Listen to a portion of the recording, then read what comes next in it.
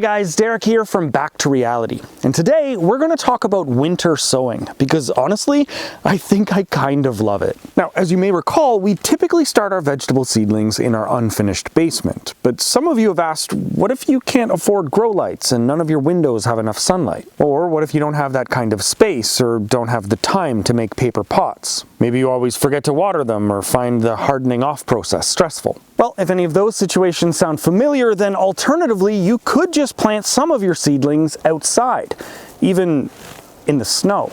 Now, we first tried this method a couple of years ago based on a number of your recommendations, but it was on a super small scale and we never actually documented the experience. So this year, we'd like to try it again, while also comparing it to our regular indoor method. And while we usually like to post videos once we've actually got some results to show you, this time around I thought it might be more interesting to share the entire process along the way. Plus, it also has the benefit of not having to wait another year before actually posting it. So with that said, please keep in mind that at this point, we're essentially complete beginners at this method and will likely make some mistakes. But as usual, we'll also share any lessons learned along the way, and I'll place some links in the description to some other YouTubers that have a lot more experience. The basic idea for winter sowing is to start your seeds in plastic containers and then place them outside while the temperatures are still at or below freezing. This allows cold stratification for plants that require it, or just provides a period of dormancy for those that don't. Then, once the temperature begins to warm up, the seeds will germinate and the containers will act like mini greenhouses, keeping the young seedlings protected while they soak up the natural light from the sun. Air holes on the top of the containers allow for both ventilation and self-watering from the rain and melting snow, and drainage holes in the bottom prevent soggy roots.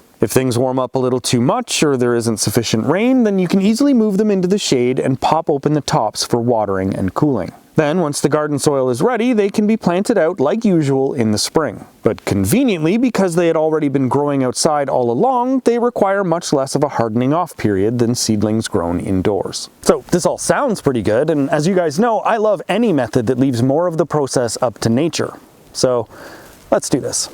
The most important things you'll need for winter sowing are old plastic containers, like juice bottles, water jugs, or anything else that's large enough to hold some soil and seedlings, and clear enough to allow sunlight to pass through. But they don't need to be perfectly clear. Even these translucent ones will work just fine. Chances are you'll already have some of these in the recycle bin, but if not, you could also do like us and ask for a quick rummage at your local dump. We'll also need some scissors or a knife, a bit of duct tape, a marker, and something sharp enough to poke some holes in the plastic. Oh, and of course we'll also need some potting soil and some seeds, but more on those in a moment. The first step is to remove the lids and labels, and then give them a wash with warm soapy water. Next, we'll poke some drainage holes in the bottom and some air holes in the top. But if you have trouble poking through the plastic, you could also try heating a screwdriver or using a soldering iron to melt your way through instead. Alternatively, you could even use a drill or, with caution, the knife. Now, the exact number of holes is up to you, but as a general rule, it sounds like more is better than less. In our case, we went with about 5 to 10 holes on the top and on the bottom, based on the size of our containers. Next, we'll use the marker to draw a straight line around the circumference. Roughly 4 or 5 inches from the bottom seems to be a pretty good height. And a quick tip is to hold the marker steady on an appropriately sized block of wood or some books, and then just turn the bottle. Next, we'll cut the plastic along the line, being sure to leave a small portion on one side to act as a hinge. And if you're careful, you could even skip the marker step by holding the knife on the block instead. Or just cut freehand if you're comfortable with winging it. Okay, now that our bottle has been cut open, believe it or not, we're almost done. The last step is to just add some well-dampened soil up to just below the cut line. But please note that we're using potting soil rather than seed starting mix. This is important because we needed to keep the seedlings healthy and fed all the way up until they're planted out into the garden. For example, we won't be potting up partway through the process, so a soilless mixture wouldn't really work for this method. But after that, we're ready for our seeds. And from what I gather, some varieties are much more appropriate for this method than others. For example, most people recommend trying cold hardy vegetables like kale, broccoli, cabbage,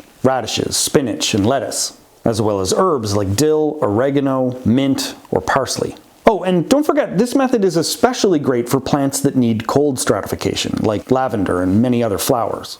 This year, we've decided to try a small selection from each category to see which work best for us and to have plenty of opportunities to compare the progress with our indoor seedlings. But either way, once you've chosen your seeds, you can now plant them in the soil to the depth indicated on the packet. But it's also recommended that you use a generous amount, because the germination rate will likely be quite a bit less than if planted under more controlled conditions indoors. So in our case, for most of our seeds, we'll just add them to the surface and then cover them lightly with a bit more potting soil. Finally, we'll close the lid and use some duct tape to keep them secured. And that's it. Now just put them outside where they'll be safe from the wind and animals, but still exposed to the snow and rain. And then just wait until it begins to warm up.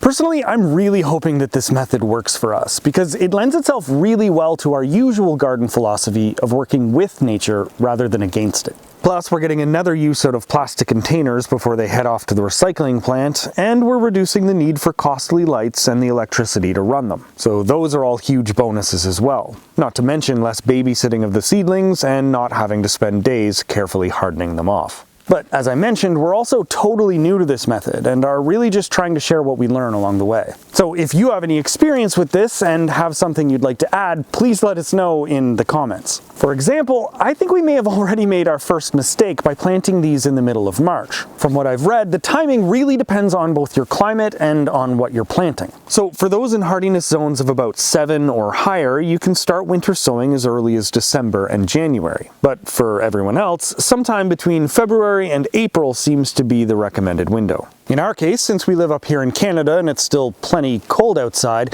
I'm hoping that most of our veggies and herbs should do just fine. But the lavender, on the other hand, requires a cold stratification period of at least 3 or 4 weeks. So we may be cutting it kind of close for those. But seeds are cheap and we'll learn something either way. So I guess only time will tell. But in the meantime, thanks for watching, and we'll see you soon.